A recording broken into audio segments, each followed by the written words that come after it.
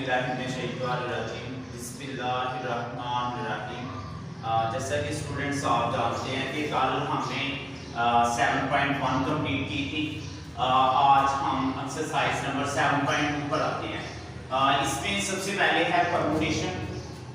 Permutation में हम number of arrangement होती है और एक चीज़ मैं बताता चलूँ, ये जो नंबर ऑफ अरेंजमेंट है इसमें परमुटेशन और कम्बिनेशन दोनों टर्म्स आती हैं, बट परमुटेशन में ऑर्डर इम्पोर्टेंट होता है। सपोज करें कि आप अगर एग्जामिनेशन सेंटर में बैठे हैं तो एक रोल नंबर वाइज आप बैठे हैं तो उसको हम परमुटेशन कहेंगे। और अगर आप सपोज करें एक टर्म होती है कम्बिनेशन, और अगर सपोज करें आप मैरिज हॉल में बैठते हैं, डिफरेंट जहां पर आपको जगह मिले वहां पर आप बैठते हैं, तो उसमें वो ऑर्डर इम्पोर्टेंट नहीं है, इसलिए वो कम्बिनेशन है। सबसे पहले इसकी डेफिनेशन पर आते हैं।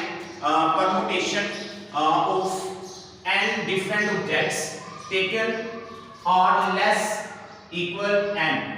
इसमें ये जो आर ये ऑब्जेक्ट होता है, ये हमेशा लेस इक्वल एन होगा और at a time is n arrangement of the r objects. और इसमें generally it is denoted by permutation को हम NPR से रिप्रेजेंट करते हैं। RP इनटू पेरेंथेसिस ब्रैकेट में हम NR भी लिख सकते हैं इसको, और ये इसका फॉर्मूला है। सबसे पहले इसके फॉर्मूले पर आते हैं। ये इसका फॉर्मूला है NPR is equal to n factorial over n minus r factorial. अब देखिए सबसे पहले क्वेश्चन नंबर 1 में इवैल्यूएट किए। आज हम परमुटेशन के क्वेश्चन स्टार्ट करते हैं। परमुटेशन में देखिए 20p3। अब देखिए यहाँ पर n डिफरेंट ऑब्जेक्ट्स, ये n और ये जो बेस में टर्म होगी ये हमारे पास r ऑब्जेक्ट है। यहाँ पर जो ऊपर वाली टर्म है ये n is equal to 20 and r is equal to 3। और एज वी नो दैट जो परमुटेशन का फॉर्मूला है वो बराबर है NPR is equal to n factorial over n minus r factorial. अब इसमें n20p3 हमारे पास ये मैंने ये फॉर्मूला लिख दिया है। अब ये देखिए 20p3 बराबर है, सबसे पहले हमारे पास फॉर्मूले में था n फैक्टोरियल, जबकि हमारे पास n आ रहा है 20 का factorial over n minus r factorial, जबकि हमारे पास n है 20 और r है 3। जब ये दोनों वैल्यूज हम इस फॉर्मूले में पुट करते हैं 20 माइनस 3 और इसका फैक्टोरियल, तो यहाँ पर 20 का फैक्टोरियल 20 माइनस 3 का फैक्टोरियल। कल भी मैंने आपको यहाँ पर डिस्कशन की थी कि 20 अगर हमारे पास लार्ज टर्म जो है वो न्यूमरेटर में आ रही है, तो देखिए डिनोमिनेटर में हमारे पास 17 फैक्टोरियल है। अब देखिए इसको सिंपलीफाई करने के लिए आप न्यूमरेटर वाली जो लार्ज टर्म है उसको थोड़ा सा ओपन करेंगे। यहाँ पर 20 मल्टीप्लाई 19 मल्टीप्लाई 18 मल्टीप्लाई 17 का फैक्टोरियल, और डिवाइजर में क्या है 17 फैक्टोरियल। 17 फैक्टोरियल पर आपने यहाँ पर स्टॉप कर देना, और देखिए ये टर्म इससे कैंसिल आउट। अब रिमेनिंग जो टर्म्स आ रही है प्रोडक्ट है 20 मल्टीप्लाई 19 मल्टीप्लाई 18, तो ये इसका आंसर है 6840। This is the answer of this question. अब इसके बाद आपने 2 बार सेकंड और थर्ड खुद से करना है, और 4 वाला मैं करने लगा।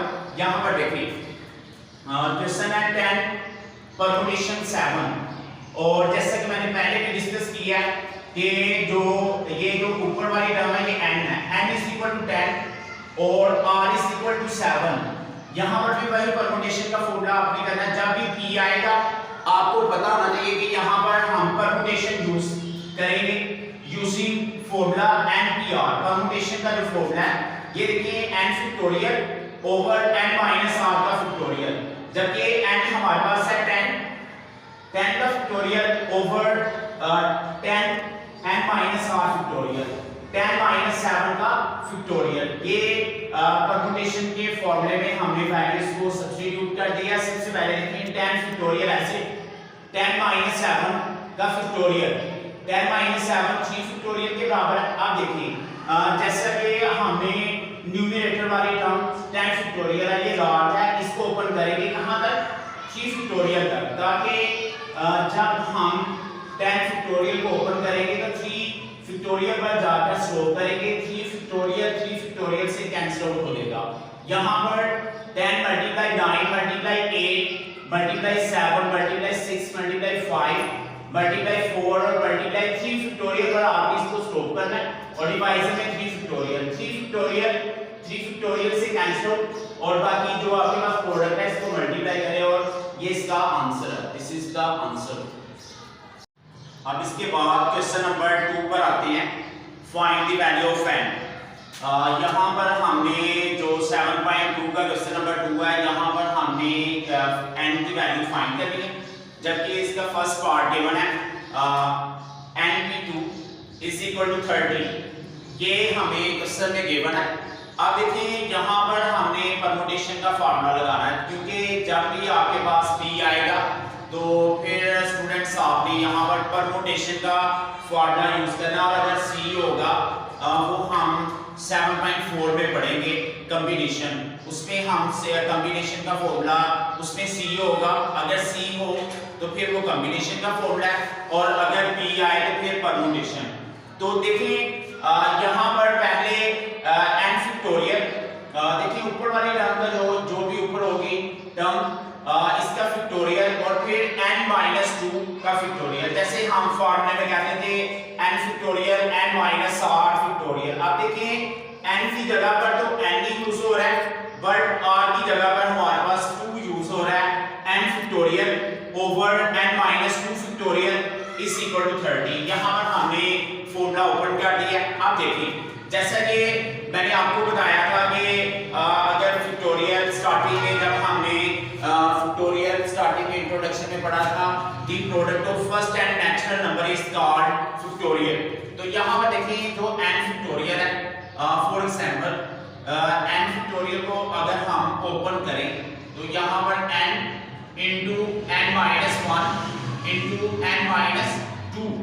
n-2 के फैक्टोरियल पर आकर हम इसको स्टॉप कर सकते हैं। देखिए जैसा कि यहाँ पर ऊपर वाले n को आपने इसको ओपन करना है। देखिए n के बाद क्या आएगा n-1, इसमें से एक टर्म कम होती जाती है, जो प्रोडक्ट में प्रीवियस टर्म आती है उसमें से जो नेक्स्ट टर्म आती है इसमें एक टर्म कम करते जाएं।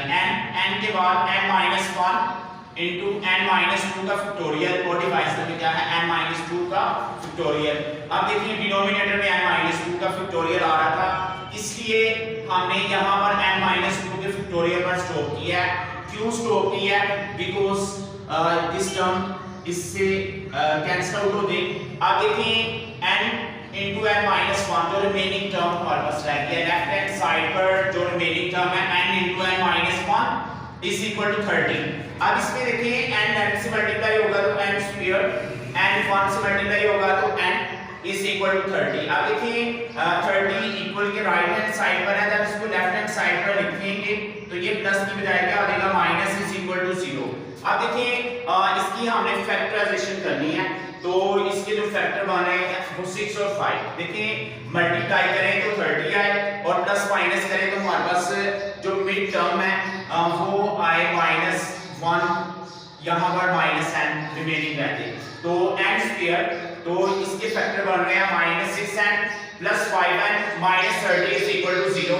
अब देखिए फर्स्ट टू टर्म में से कॉमन हमारे पास n आ रहा है, n कॉमन एरिया * n-6, और अब इसमें फर्स्ट टू टर्म में से हमने कॉमन लेना है। यहाँ पर देखिए n कॉमन एरिया, तो यहाँ पर पेरेंथेसिस ब्रैकेट में हम लिखेंगे n-6, और इसमें से हमने कॉमन लेना है 5, तो यहाँ पर n, और 30 को अगर 5 पर डिवाइड करें तो -6 = 0।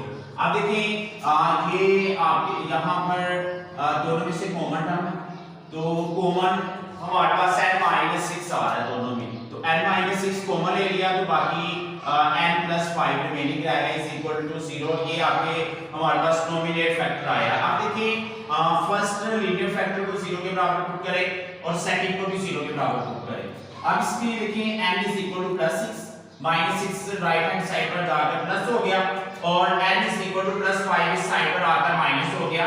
जो कि अगर n का आंसर नेगेटिव कभी भी हम परमुटेशन में एक्सेप्ट नहीं करते, दिस इज नॉट पॉसिबल, और इसका जो आंसर होगा n इज इक्वल टू 6, क्योंकि यहाँ पर हमें n की वैल्यू फाइंड करनी थी। अब इसके सेकंड पार्ट पर आते हैं, तो इसमें देखिए स्टूडेंट्स हमने गिवन है 11pn इज इक्वल टू, और ये तीन टर्म्स का प्रोडक्ट दिया हुआ है 11 मल्टीप्लाई 10 मल्टीप्लाई 9। तो यहाँ पर हम परमुटेशन का फॉर्मूला लगाएंगे, जैसा कि हम जानते हैं कि जो परमुटेशन है as we know that NPR permutation बराबर है n factorial over n minus r factorial. अब इसमें हमारे पास 11 फैक्टोरियल, ये हमारे पास n, हमारे पास आ रहा है 11, जबकि r हमारे पास n आ रहा है, तो n फैक्टोरियल, n की जगह पर 11 फैक्टोरियल और फिर 11 minus n factorial is equal to 11 multiply 10 multiply 9। अब देखिए यहाँ पर क्योंकि हमने n की वैल्यू फाइंड करनी है, वो डिनोमिनेटर में आ रहा है, तो इसके लिए हम यहाँ पर टेकिंग रेसिप्रोकल फ्रीक्वेंट, और जब इसका रेसिप्रोकल लेंगे तो 11 माइनस n फैक्टोरियल आ गया और ओवर 11, यहाँ पर इसके डिनोमिनेटर में 1 है तो 1 ऊपर लिखा जाएगा न्यूमरेटर में, और ये फिर डिनोमिनेटर में टर्म्स आ जाएगी। अब देखिए स्टूडेंट्स यहाँ पर 11 फैक्टोरियल हमने 1 के साथ मल्टीप्लाई करें, 11 फैक्टोरियल को हमने 1 के साथ मल्टीप्लाई किया तो 11 फैक्टोरियल, और यहाँ पर क्या आएगा 11 माइनस n फैक्टोरियल, और ये जो 11 फैक्टोरियल था ये 1 के साथ मल्टीप्लाई हुआ और ओवर 11 मल्टीप्लाई 10 मल्टीप्लाई 9। अब इसमें 11 माइनस n का फैक्टोरियल इज इक्वल टू, देखिए 11 हमारे पास न्यूमरेटर में आ रहा है, तो इस टर्म को हमने थोड़ा सा ओपन करना है, 11 मल्टीप्लाई 10 मल्टीप्लाई 9 और मल्टीप्लाई 8 फैक्टोरियल, और डिवाइजर में क्या है 11 मल्टीप्लाई 10 मल्टीप्लाई 9। अब देखिए ये जो 11 10 और 9 ये तीनों टर्म्स इससे कैंसिल आउट, और बाकी हमारे पास 11 माइनस n और 11 माइनस n का फैक्टोरियल, और यहाँ पर रिमेनिंग हमारे पास क्या रह गया 8 फैक्टोरियल। देखिए लेफ्ट हैंड साइड पर भी फैक्टोरियल आ रहा है, लेफ्ट हैंड साइड पर भी फैक्टोरियल आ रहा है, राइट हैंड साइड पर भी फैक्टोरियल आ रहा है, दोनों को कंपेयर करें by comparing frequent, factorial factorial के बराबर है, तो लेफ्ट हैंड साइड और राइट हैंड साइड दोनों आपस में इक्वल होगी, 11 minus n is equal to 8, 11 minus 8 plus का लेफ्ट हैंड साइड पर लिखें तो माइनस हो जाएगा, और ये minus n left hand side पर है, इसको राइट हैंड साइड पर लिखें 11 माइनस 8 इज इक्वल टू 3, और this is the answer of this question, and each question is trying one times and saying one times अल्लाह सुभान अल्लाह एंड माशाअल्लाह। और इसी के साथ आज की क्लास का हम इख्तिताम करते हैं।